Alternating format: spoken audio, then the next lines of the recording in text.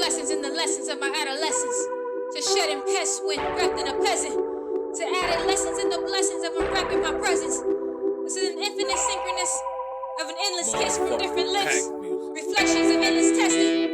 Quivering by those that know the cracks in the road. Cracking the code, facts in the scrolls. I'm not housebroken. Shit everywhere it is outspoken. Living in everything since light crashed with darkness and a big bang. Ain't shit changed.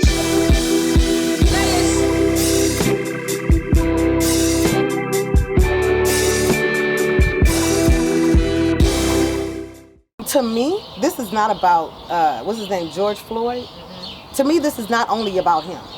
To me, this is about all my fallen brothers and sisters that have died by the hands of cops. This has to do with all my ancestors that was wrongfully beaten, murdered, raped, fed to the alligators, all that. This even goes to this COVID-19 situation that we're in right now. And beyond this, why are we constantly being treated the same way? Because we constantly keep responding the same way. How could you say no justice, no peace? No justice, no peace. But then you follow it up with, it's a peaceful protest. I think like more white people need to get out here, more white people need to put themselves in the front lines, more white people need to be right directly in front of the police and willing to take a rubber bullet, take the baton. It's time. It's over. This is it. You have a choice right now. It's now or never. Motherfucking pack music.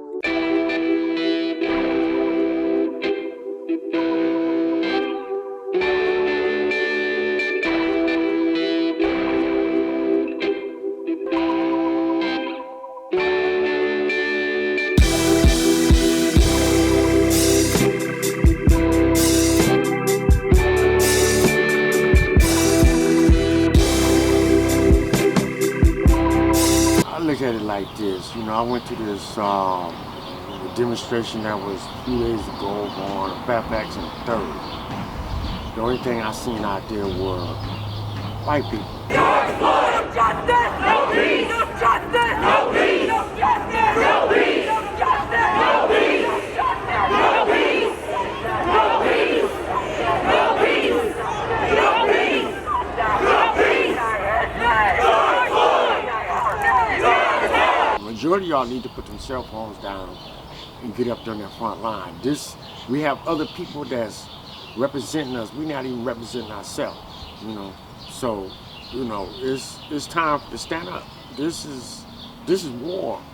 This is war. This is 400 years of war. You know, mental, physically, everything and imagine they done tried against us. You know, so now they have to come to this point here. We have to take a police officer to take another black man's life, and all the time this has been right here in our face. Sandra Bland, Michael Brown, all of them. We should have never even got to this point. It should have started way back then. We're tired of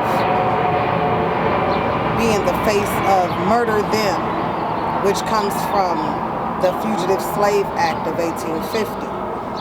So on the side of the sheriff cars out here in LA, it says a tradition of service since 1850. So being that it says that, we have to think to ourselves, what is 1850? So you look up 1850, you'll find the Fugitive Slave Act. And that meant if you was a black man, black woman, black child, and you were standing somewhere in a group, you are a fugitive. And the cops, the paddy wagons at the time, they can come and arrest you, beat you, kill you, rape you, do whatever they want to you, and nothing will happen. Well, this was 1850. This is now 2020, and they're still doing the same thing, and nothing is happening. This country will always be racist. It will always be a colonialist power. It will always be an empire that goes around the world, destroying poor people throughout the global south. And this is the end. This is the final stand against the police state, as far as I'm concerned. They're either going to shoot us all or they're not. And that's really what it comes down to. They can't kill us all.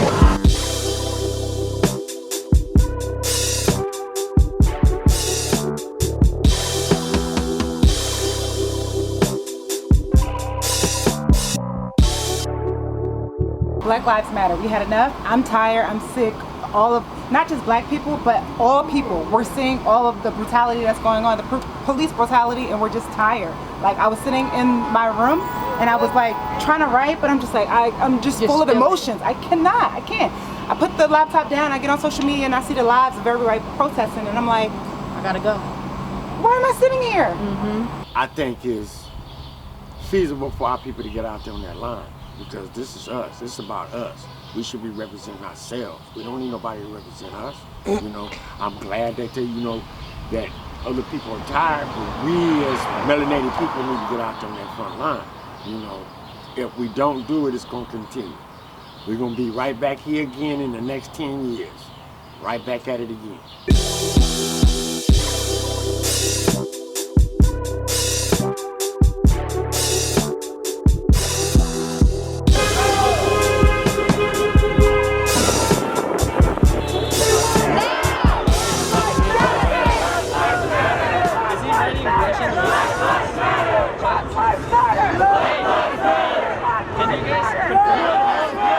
It's not only the enemy we gotta fight our own people, because they refuse to wake up. It's time to wake up. It's really time to wake up. Because if you don't, it's like, we done. We done. So, it's time to get up, people. Put them phones down and get out on that front line. And show these folks that you're not scared of them. People, watch us in facilities. We're out here dying, and y'all worried about this. Sir, y'all let us die. We're out here protecting. Die. Y'all don't give a fuck. Dying. We out here dying. What are y'all protecting? You're here to protect this, not us. You will shoot us. You will shoot us. If something happens, somebody get mad, you're going to shoot us. I'm sorry. We're going to get you. What about us? What about us? Protecting Foot Locker. What about us? When you pay attention to a person's patterns, you like, oh, you already know what he gonna do after he did. Okay, so the COVID-19, okay.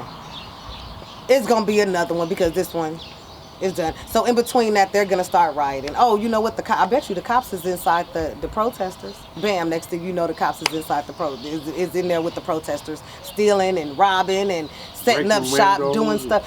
When you know your enemy, you can just see it like a movie. See what's gonna happen, and not just that. We have to read. We have to research. We have to pay attention to. I always say it's not about the message. I mean, it's not about the messenger, it's about the message. I think it's a bigger statement than we've seen in a long time. I think even though we do these protests and we try and keep it peaceful, I think it's speaking a lot more about, there's more volume. Yeah. The energy, there's a collective energy that is higher. Something is happening, yeah. I think we're at a point where we're actually feeling a change. Yeah, I was just saying we're actually feeling the movement and the energy and the flow and how tired we are. This is the first small step. We need to be invested in defunding police forces around the country. We need to be invested in restoring black communities however possible. We need to be listening to black communities to be told how to do that properly. But this is just the first step in a long commitment to racial justice. This doesn't end today. It doesn't end next year. This is a decade-long fight that we're doing. I'm in it forever. Justice, no peace. That's a pretty messed up concept. Because you got to understand, when you saying justice, no peace, that means, okay, you want justice, but since they're not giving us peace, we're not going to give you peace. So that means you should be out in that front line with that concept, fighting.